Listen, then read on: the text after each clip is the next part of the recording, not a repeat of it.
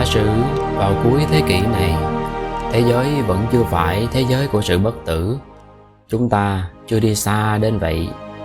Chỉ là một thế giới nơi khoa học tìm ra cách làm chậm đáng kể quá trình lão hóa.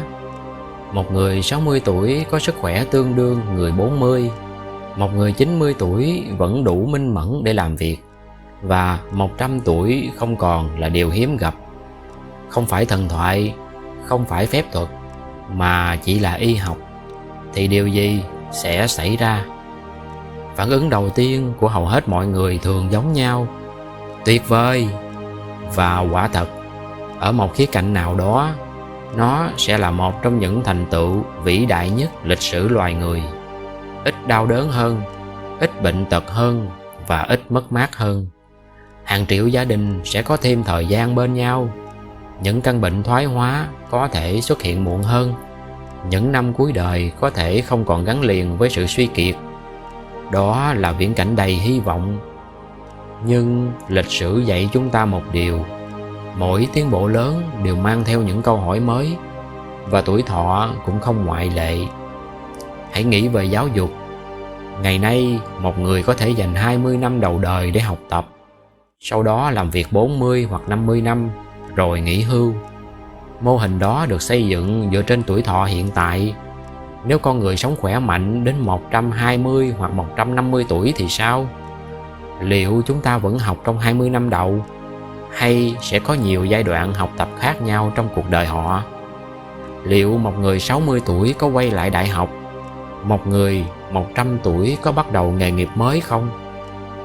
Những câu hỏi nghe kỳ lạ hôm nay có thể trở nên bình thường trong tương lai.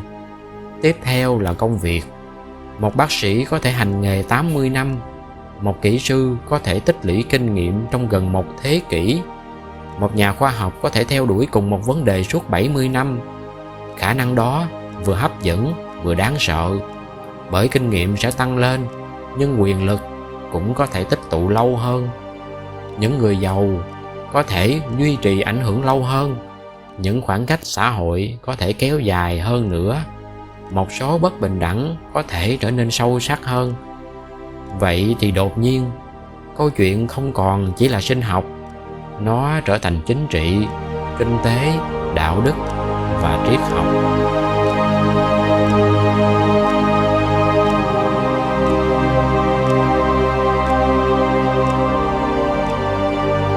Và rồi đến một câu hỏi còn cá nhân hơn: tình yêu sẽ thay đổi thế nào? Hôn nhân được xây dựng trong một thế giới mà tuổi thọ trung bình từng chỉ khoảng vài chục năm. Ngay cả khái niệm ở bên nhau trọn đời cũng được hình thành trong bối cảnh đó. Nếu cuộc đời kéo dài thêm nhiều thập kỷ, chúng ta có nghĩ khác về cam kết này không? Có khác về quan niệm gia đình không? Và khác về các mối quan hệ? Hiện tại không ai biết, bởi chưa có nền văn minh nào từng trải nghiệm điều đó. Và rồi còn một câu hỏi sâu sắc hơn nữa: điều gì tạo nên ý nghĩa của cuộc sống? Đây là nơi khoa học bắt đầu chạm vào triết học. Trong suốt lịch sử, con người luôn sống dưới bóng của thời gian hữu hạn. Chúng ta biết mình sẽ chết, không biết khi nào, nhưng biết chắc rằng điều đó sẽ đến. Nhận thức ấy ảnh hưởng đến mọi thứ. Nó ảnh hưởng đến lựa chọn, ảnh hưởng đến tham vọng, tình yêu, nghệ thuật, và ảnh hưởng đến cách chúng ta nhìn nhận cuộc đời này. Rất nhiều thành tựu của nhân loại được tạo ra bởi những người hiểu rằng thời gian của họ có giới hạn. Nếu giới hạn ấy bị đẩy lùi rất xa thì sao? Liệu con người sẽ có nhiều tự do hơn không? Hay sẽ trì hoãn mọi thứ lâu hơn một chút? Liệu cuộc sống sẽ trở nên ý nghĩa hơn, hay trở nên mơ hồ hơn? Đây không phải câu hỏi có đáp án đúng, nhưng nó là câu hỏi đáng để suy nghĩ. Bởi lần đầu tiên trong lịch sử, chúng ta đang tiến gần đến khả năng thực sự tác động vào quá trình lão hóa. Không còn là thần thoại, không còn là giả kim thuật, cũng không còn là truyền thuyết về suối nguồn tuổi trẻ, mà là sinh học. Và sinh học thường không hỏi liệu chúng ta đã sẵn sàng hay chưa. Nó chỉ cho chúng ta khả năng, phần còn lại là do con người quyết định. Điều thú vị là trong tất cả những tranh luận ấy, Trong tất cả những dự báo ấy và tất cả những tham vọng ấy, mọi thứ đều bắt nguồn từ khi các nhà khoa học nhìn thấy một con sứa nhỏ. Vậy mà nó đang làm điều không tưởng. Nó dám quay ngược vòng đời và mở ra một chuỗi câu hỏi kéo dài đến tận tương lai của nền văn minh nhân loại. Đó cũng là điều đẹp đẽ nhất của khoa học. Một khám phá nhỏ có thể dẫn đến những suy tư khổng lồ. Một sinh vật nhỏ bé có thể buộc cả một giống loài thông minh phải nhìn lại chính mình.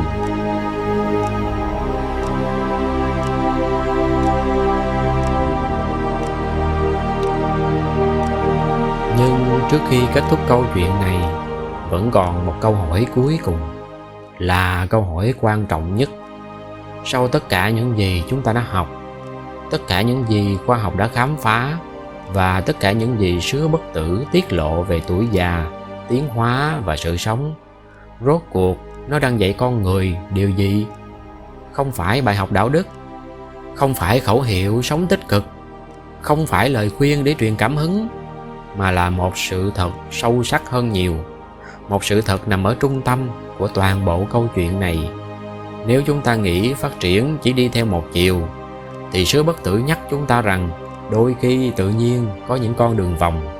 Nếu chúng ta nghĩ đã hiểu tương đối rõ ràng về cách sự sống vận hành, thì nó lại nhắc chúng ta rằng vẫn còn vô số điều mà con người chưa biết.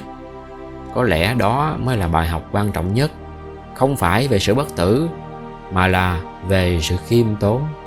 Khoa học thường được xem như một quá trình tìm kiếm câu trả lời, nhưng ở mức sâu hơn, khoa học là quá trình khám phá những câu hỏi mới. Mỗi khi chúng ta giải được một bí ẩn lớn hơn lại xuất hiện phía sau đó, giống như mở một cánh cửa, rồi phát hiện phía sau là cả một hành lang dài đầy những cánh cửa khác. Sứa bất tử chỉ là một cánh cửa như vậy.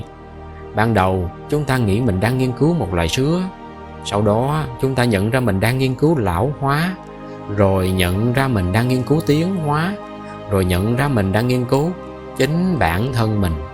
Bởi cuối cùng, mọi câu hỏi về sự sống đều quay trở lại với con người. Chúng ta muốn biết vì sao mình già đi, muốn biết vì sao mình chết, muốn biết liệu điều đó có thể thay đổi được không. Đó không chỉ là tò mò khoa học, đó là một trong những câu hỏi lâu đời nhất của nền văn minh, và có lẽ sẽ còn tồn tại rất lâu sau chúng ta. Thế nhưng sau tất cả, có một nghịch lý thú vị. Ngay cả khi một ngày nào đó nhân loại kéo dài tuổi thọ thêm hàng chục năm hay hàng trăm năm, ngay cả khi chúng ta học được cách sửa chữa cơ thể hiệu quả hơn, ngay cả khi chúng ta hiểu sâu sắc hơn về lão hóa, thì điều đó vẫn không làm giảm giá trị của hiện tại. Bởi thời gian không quý giá vì nó ngắn, mà vì không ai có thể sống hộ cuộc đời của người khác. Không một công nghệ nào có thể trải nghiệm thay bạn được, không một khám phá sinh học nào có thể yêu thương thay bạn, và không một liệu pháp trẻ hóa nào có thể lựa chọn thay bạn. Tuổi thọ dài hơn chỉ đơn giản là nhiều thời gian hơn, còn sử dụng thời gian đó như thế nào vẫn là câu hỏi của mỗi cá nhân con người. Có lẽ đó là điểm mà khoa học nên kết thúc, và để cho cuộc sống bắt đầu. Khi màn đêm buông xuống trên đại dương, những con sứa nhỏ bé vẫn tiếp tục trôi theo dòng nước, không biết rằng chúng đang mang trong mình một trong những bí mật kỳ lạ nhất của tự nhiên, không biết rằng hàng triệu năm tiến hóa đã biến chúng thành một ngoại lệ đáng kinh ngạc. Và nó cũng không biết rằng ở một nơi nào đó trên trái đất, một loài rất thông minh đang nhìn nó với sự kinh ngạc, đang cố gắng giải mã nó, đang cố gắng hiểu nó, và thông qua đó đang cố gắng hiểu chính mình. Và trong suốt hàng tỷ năm lịch sử của trái đất, tự nhiên lại tạo ra những sinh vật có khả năng đặt câu hỏi về điều ấy. Có lẽ đó mới là điều đặc biệt nhất, còn hiếm hơn cả sự bất tử.